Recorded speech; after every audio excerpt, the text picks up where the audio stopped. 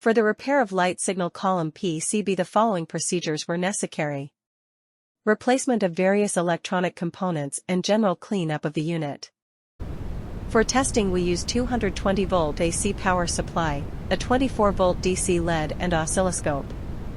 When power is applied, a multimeter measurement shows that the output voltage is 24-volt DC.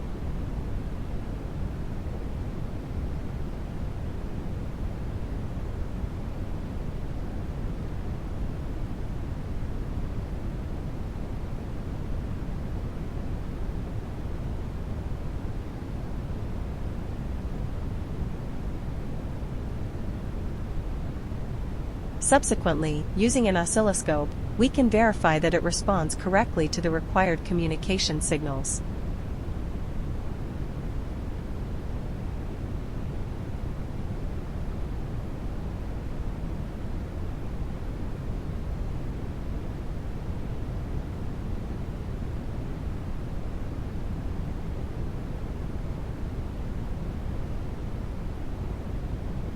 No further testing is possible due to lack of additional units. It